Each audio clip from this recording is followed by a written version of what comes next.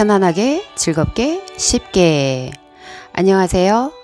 이번 영상은 클래식 음악 동화를 소개하려고 합니다.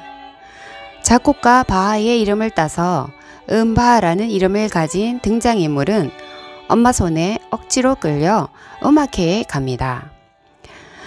어렵고 지루한 시간을 참지 못하고 꾸벅꾸벅 조는 바하 앞에 음악 요정이 나타나서 바하를 이끌고 베토벤, 모차르트 등의 작곡가들을 만나며 클래식 음악에 대해 배우고 느끼는 시간을 가지게 됩니다.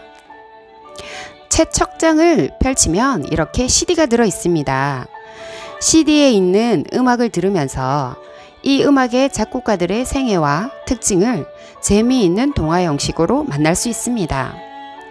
책을 읽으면서 곡이 만들어진 배경을 알 수 있어 곡에 대한 배경 지식을 넓히고 어렵고 지루하다고 생각했던 클래식 음악에 좀 더 가까이 다가가는 특별하고 소중한 시간이 될 것입니다.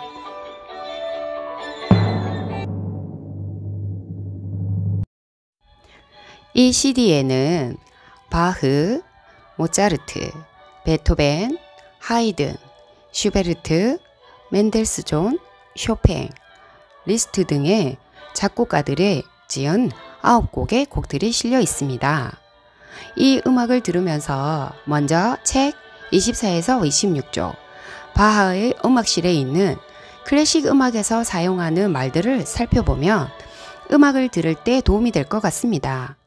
CD에 있는 음악인 교향곡, 협주곡, 세레나데, 오페라, 서곡, 피아노 우중주곡, 랩소디, 가곡 이런 음악들은 언제 어떤 악기로 어떻게 연주하는 어떤 형식의 음악인지 알기 쉽게 설명되어 있습니다. 이번 시간은 오케스트라를 구성하는 악기와 배치에 대해 알아보겠습니다. 효과적인 소리를 내기 위해 지휘자를 중심으로 현악기구는 앞에, 관악기구는 가운데, 타악기구는 뒤에 배치해요. 관악기나 현악기, 타악기가 어떤 악기인지, 어떤 종류의 악기가 있는지는 책 속에 자세히 나와 있으니 아이와 함께 알아보면서 악기 이름도 알아보면 좋겠습니다. 높은 소리를 내는 악기는 지휘자의 왼쪽에 있고 낮은 소리를 내는 악기는 오른쪽에 배치합니다. 하지만 상황에 따라서 악기의 배치가 조금씩 달라지기도 합니다. 그러니 참고하시기 바랍니다. 그리고 다음은 클래식 음악이 변화되어 온 과정을 알아보도록 하겠습니다. 먼저 바로크 시대를 알아볼 텐데요. 이 시대는 귀족이나 성직자만 음악을 들을 수 있는 특별한 것이었습니다. 보통 사람들은 교회에서 예배를 드릴 때 외에는 음악을 들을 기회가 없었죠. 작곡가는 성직자, 귀족을 위해 음악을 만들어야 했어요. 대표적 작곡가로는 바흐, 핸델, 비발디가 있습니다. 다음은 고전악파 시대인데요. 이 시대에는 평범한 사람들도 음악을 즐길 수 있게 되었답니다. 보통 사람들도 음악회에 가서 음악을 감상할 수 있었죠. 하지만 일정한 법칙에 따라 조화를 이루는 음악을 추구하던 시대이죠. 대표적 작곡가로는 하이든, 모차르트, 베토벤 등이 있습니다. 다음은 낭만파 시대인데요. 이 시대에는 각 개인의 개성을 중요하게 생각했습니다. 자신의 개성이 드러나는 자유로운 음악을 추구했죠. 그래서 이때에 다양한 음악과 악기의 발전이 이루어졌어요. 그 대표적 작곡가로는 슈베르트, 멘델스존, 쇼팽, 리스트 등이 있습니다. 자, 이제 책을 읽었다면 책 내용을 떠올리면서 베토벤의 운명 교향곡을 들으면서 베토벤에 대해서 알아보도록 하겠습니다. 베토벤은 어떤 어려움을 겪었는지, 어떤 상황에서 이 곡을 작곡하게 된 까닭은 무엇인지를 이야기를 해봅니다. 베토벤의 성격이 무뚝뚝하고 괴팍하다고 알려져 있는데요. 그 이유가 무엇일까요? 베토벤이 어려움을 이겨낼 수 있었던 힘은 무엇인지를 이야기를 나누어 보면서 운명 교향곡을 듣는다면 운명 교향곡이 다르게 들리겠죠? 자신의 느낌을 적어 봅니다.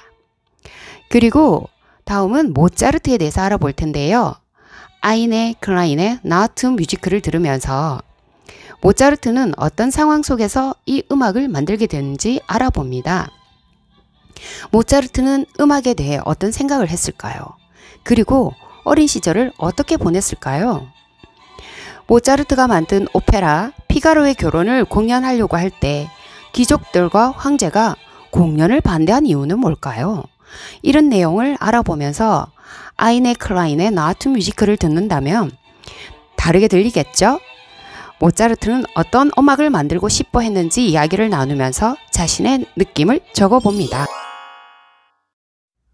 책 내용을 알아봤다면 이제 나는 언제 어떤 상황에서 주로 어떤 음악을 듣는지, 음악을 들을 때 느낌은 어떤지 이야기를 나누어 봅니다. 그리고 클래식 음악을 들어보니 어떤 느낌이 들었는지, 클래식 음악의 좋은 점은 무엇인지 이야기를 나누어 봐요. 그리고 언제, 어떨 때 클래식 음악이 들으면 좋을지 이야기를 나누어 보면 좋겠습니다. 이제 마지막으로 독후 활동을 할 텐데요. 음악 감상문 쓰기를 해보겠습니다. 처음에는 클래식 음악 동화를 간단히 소개하는 내용을 쓰고요. 가운데는 베토벤의 운명교향곡과 모차르트의 아이네 클라인의 나우트 뮤지크를 듣고 작곡가들이 어떤 상황에서 어떻게 음악을 만들게 됐는지를 씁니다. 그리고 자신이 음악을 들을 때 어떤 느낌이 들었는지 쓰면 되겠습니다. 끝에는 이번 시간을 통해 클래식 음악에 대해 나는 어떤 생각을 하게 됐는지 쓰면 됩니다.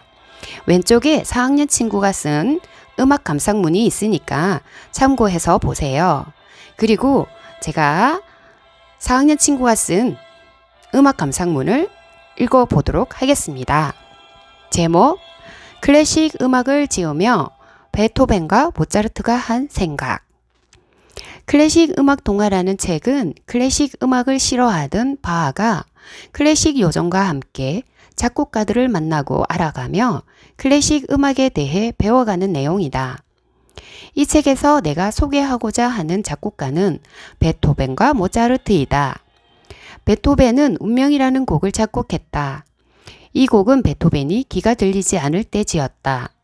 하지만 가혹한 운명을 극복해서 승리를 하고 싶다는 마음을 품고 음악을 사랑했기 때문에 멋진 곡이 탄생한 것 같다.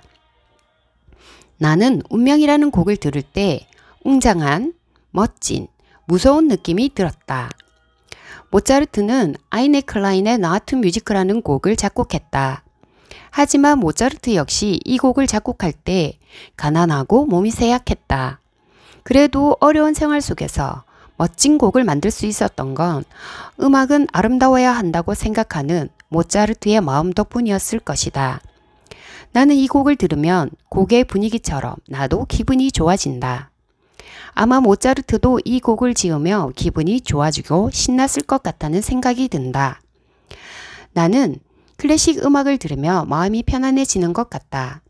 앞으로 클래식 음악을 조금이라도 더 들으려고 노력해야겠다. 시대를 뛰어넘어 변함없는 가치를 지니는 것은 흔하지 않죠. 우리 인생도 잊혀지지 않을 것 같던 치욕의 순간도 환희의 순간도 잊혀지고 영원할 것 같은 아름다움도 사랑도 시들어가죠. 하지만 300년, 500년을 살아남았고 앞으로도 살아남을 고전이 놀랍지 않나요? 그래서 그만큼 가치가 있겠죠? 클래식을 틀어놓으면 기적적인 변화가 일어납니다. 삶을 풍요롭게 해줍니다. 당대는 흐르고 고전은 남습니다. 그러니 고전음악을 가까이 해서 우리 아이들의 삶에 기적이 일어나고 풍요롭게 되기를 바랍니다. 책을 읽을 때, 공부를 할 때, 차를 타고 이동할 때, 아침에 일어날 때, 저녁에 잠자리에 들 때 틈틈이 클래식 음악을 듣는 시간을 가져보면 어떨까요? 이번 영상도 시청해 주셔서 감사합니다. 사랑합니다. 축복합니다.